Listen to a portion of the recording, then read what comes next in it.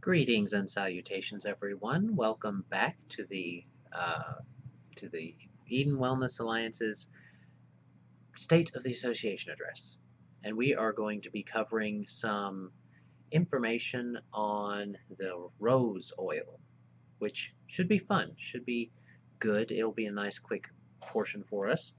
First, though, we're going to do as we usually do, because I think last time I forgot to announce where I was yesterday, which was the Crawford County Adult Education Career Fair. So I was there yesterday. So sorry if anybody missed us that wanted to see me there. So this time I have my schedule out on my phone and up. Let me see. In the next, nothing this weekend. Still have River Valley CRN at the Sweet Baked Coffee over by Creekmore Park here in Fort Smith. So that is optional for people if they want to come to that. There is also the State of the Association address next week, which you already know what time that is because you're here for this one. We are at the Women's Expo on the 7th of October, and it's going to be at the Fort Smith Convention Center. So that's going to be, we're going to be there from about 8 to probably until they close up. I'm thinking they close up around between 4 and 6 or something like that. So that's the Women's Expo at the Fort Smith Convention Center. We're going to be setting up a booth there with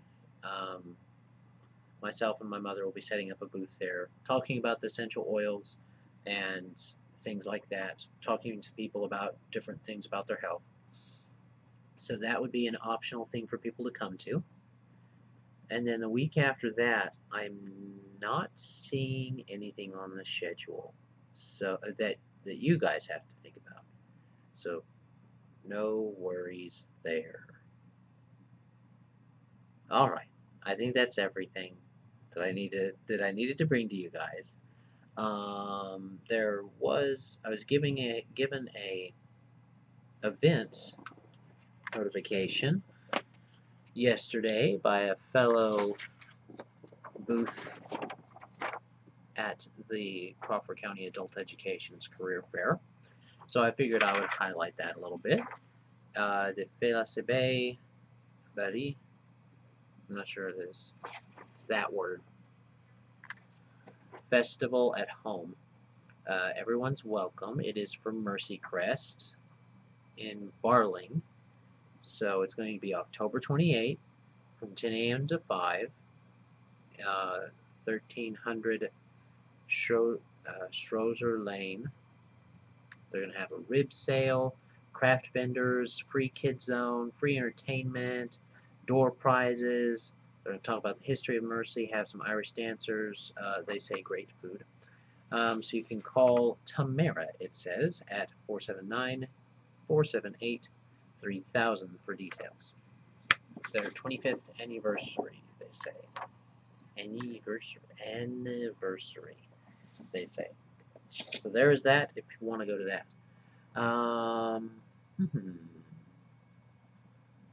So that's everything in the next couple weeks. There's of course going to be an Egg and I next month, but I'll probably wait until next month to announce when. But it's already on the books. So that covers all of the announcements that we have for this time. If you find announcements or different events that are going on in the area, then just let me know about that, and I can try and highlight them on here on a regular basis if that's the case.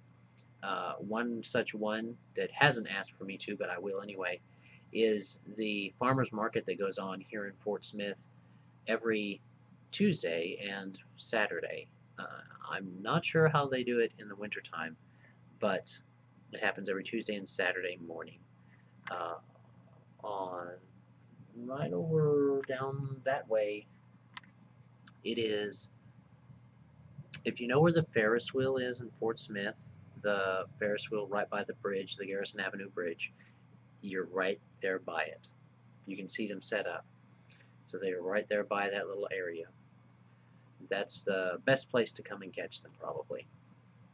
Now, let's get into what we're supposed to be talking about today, which is rose essential oil. So the first thing we'll do is go over a little infographic I found, a real simple one, and then we're going to look in the Modern Essentials ninth edition book and get our brains wrapped around the benefits of rose essential oil. So, let's shift over there. So, rose essential oil, they use it for perfumery. It's called to lower inhibitions, anxiety and stress relief, grief, shock, depression, muscle relaxant. It's got a renal colic pain through lab tests, and antibacterial effect, seizure prevention through lab tests, and an aphrodisiac. That's the traditional use. And this info came from herbsinfo.com. So this was just a kind of a simple infographic for you guys to see, look at. You can take a screenshot if you want, and get a visual to go along with what we're talking about here, which is the rose oil. Now, we're going to look at the rose oil and how it's sourced with doTERRA and things like that. So they use the Roma Damascena.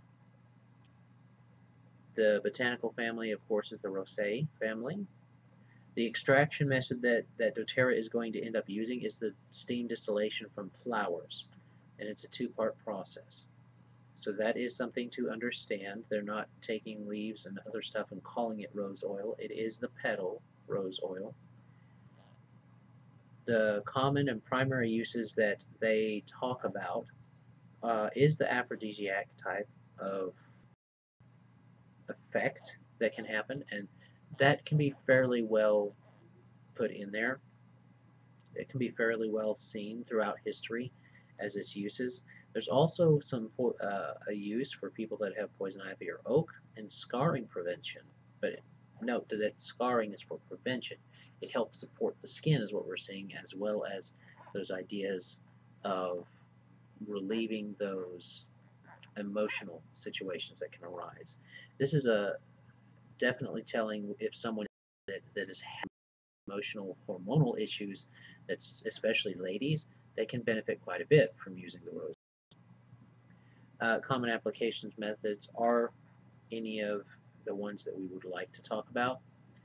Some people even use it as a flavoring in the cooking. I'm not super on the smell, much less the taste in large quantities of rose oil, so not a good idea in that particular vein. Though if you're going to make some kind of chocolate or sweet or something like that and wanted to have a little bit of a tinge to it, I suppose that's possible. The ladies might really like that. But as far as chemical constituents, you're going to have your alcohols, as well as your esters, alkanes, and monoterpenes. And they list them all in here. So if you want to have that type of, I'm not going to list the aterpene, L-limonene, mycene, myrcene, and stuff like that. You guys can get that, or you can message and maybe I will be able to give it to you. But it's better to buy the book. The properties that it has is antihemorrhagic, which is helpful for those that are having blood issues and proper coagulation in the blood. It's anti-infectious and aphrodisiac, and also sedative. So there is that property there, that it is a very relaxing smell. For a floral smell, it is definitely a relaxing one. The historical uses list that the healing properties of rose have been utilized in medicine throughout the ages and still play an important role in the East.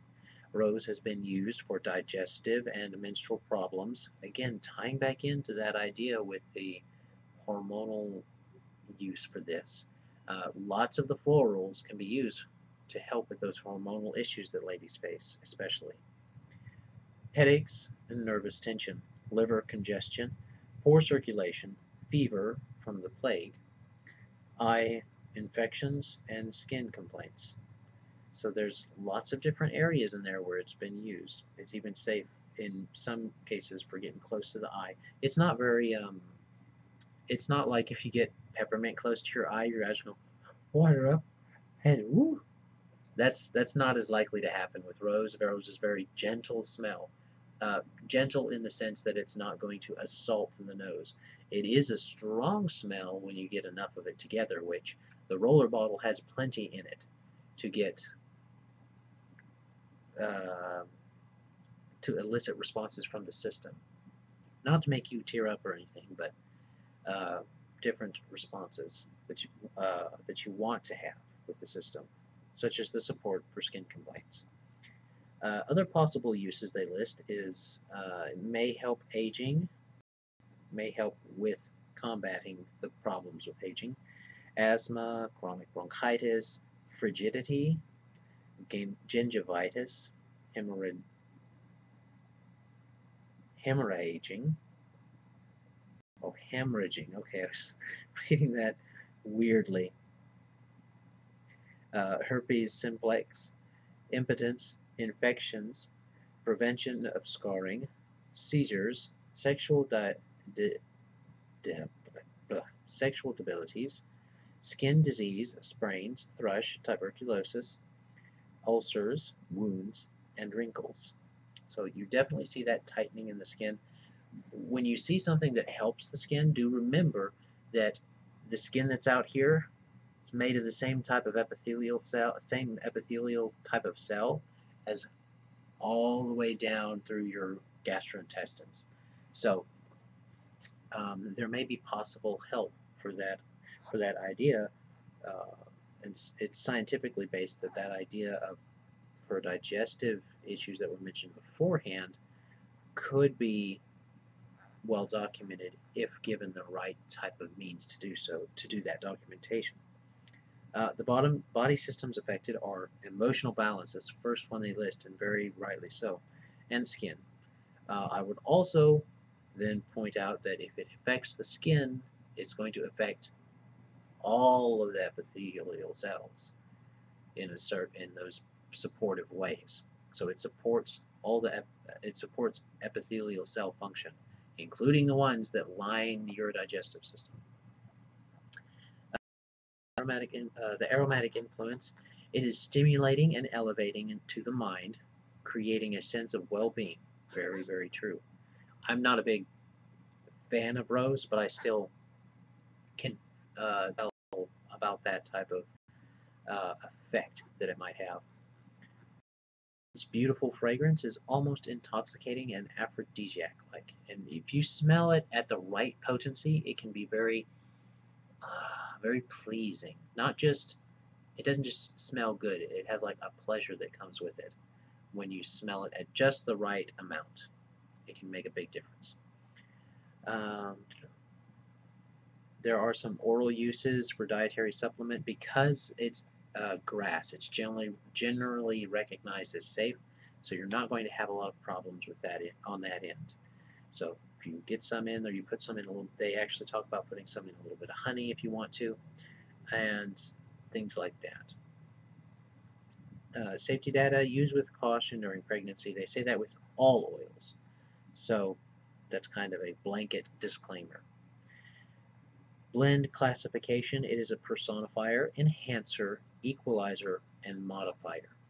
So if you mix it with other things, depending on the amount that you put in ratio with the others, will affect its role. If you just put a drop in, it will be more like an enhancer, or perhaps understanding the terms correctly, a personifier, if it's or modifier, but it can be an equalizer. But it's going to be a personifier if it's in a higher dose, a higher concentration, comparatively speaking. It blends well with bergamot, cedarwood, cinnamon, clary sage, clove, fennel, frankincense, geranium, jasmine, lavender, melissa, myrrh, patchouli, petitgrain, vetiver, and ylang ylang. I don't know about that vetiver recommendation. But mixing it with things like frankincense and cinnamon and rose especially compare it with lavender also. Lavender might make the floral scent a bit too strong, so either lavender or rose with the cinnamon. That'll give it a very warm smell, as well as affect hormones more uh, in a more aphrodisiac way. If it's the male that's having the problem with that type of thing, then mixing it with that little bit of cinnamon can have an effect that's desirable to do. And then they talk about the odor. Floral, the scent is floral, spicy, deep, sensual, green, honey-like, and it's an intensity of 3. So I think that that's a really good one. They give some additional research notes, which I like about this particular book. They talk about the sedative properties of rose oil as compared to Valium. Digestive system help with rose oil. Uh, Rat studies, female-specific conditions, dysmenorrhea, 72 university-age female students, so not a big study group, but it's what you can do. Brain and aging is kind of a chloroform effect, it says, found in rats. And aging memory, they used an oral administration for this. So mixing it with frankincense or a rosemary type setup that would help with those, the memory would also be beneficial. The seizure, they used water and extract and the essential oil extract, and have found potent anticonvulsant effect in drug-induced seizure mice. So that's very nice for people that want to try a different method that aren't finding the effects they want with other oils necessarily. Another one was an injection, which I do not recommend, uh, and that was given directly to male rats with seizures, and it retarded the development of the seizure stages. So there are better ways. That would be, I would say, an oral route for a human. Don't go sticking that in your brain. It's not going to have a specific, huge detrimental effect trying to inject an essential oil, but just don't do that. That's not how your body's meant to process those things. Injections are not usually a good idea in the first place, so do be aware. But that is some information on rose essential oil. It is definitely an oil that I was really pleased to see released. Even if it's just in the touch kit, I'm really pleased to see it released. You can still use it in certain ways orally through that, even if you just rub it in your mouth, or you can take the little cap off. It's already got coconut oil in it to help with its as a touch kit type setup. So that's going to be able to give you any kind of carrier oil you might need or something more soothing to your body, your epithelial cells already like to have coconut oil used because they get it's bad for them. So that's going to be a no problem at all in your digestive internal use. So there's lots of different possibilities for someone. It's definitely a supportive measure that you can take for your health. Um, the availability of this type of CPTG, high quality rose oil, is something that the market hasn't had for I don't know how long, maybe ever. They've never had an essential oil available to the public market in this way, or at least rose. To my knowledge, I may be mistaken, but if I am, I'm okay with being mistaken. You point it out in the comments below. Speaking of which, if you have any questions, comments, or observations about the different things that we have going on, or you want to know more about different classes that could be taught with either myself or someone else who does a good job with essential oils too, or someone or you might want a discussion or a talk about something totally different, then let us know. We can do that. You can let us know by looking on these different, by contacting us through these different things right here, or, like we said, through the comments. And we actually encourage you to do that. We like to have feedback. Always welcome feedback. So that's what we have for today's um, broadcast of the State of the Association address. I hope it's been educational for everyone. We got some technical terms in there and some different information that might be beneficial for someone wanting more of the science about the rose. There you can teach a whole class on rose, so I'm not really worried about getting you guys enough information. This was more about some information that you can find in the book or that you can find online in different places. There's research backing it. There's science behind this. So no worries there for people that like to have that science. I am Adam L. Spain with the Eden Wellness Alliance. Health and wellness the way God intended, all natural, non-invasive approaches to your health, wealth, and relationships. If you have any questions, comments, observations, get with us. Otherwise, have a great day. God bless and enjoy. Bye.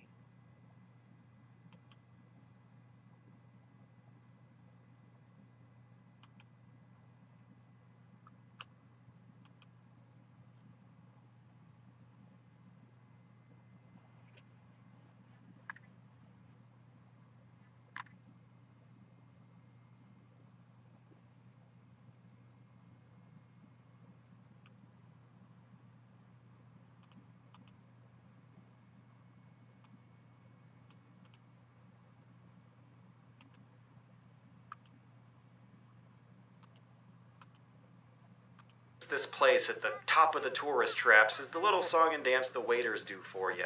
At any given time, these little dweeby, nerdy-looking waiters will suddenly switch on video game mode and go ham with it. It's ridiculous, and you're technically not allowed to make videos of it in there. So here is that, courtesy of other YouTube channels more legit.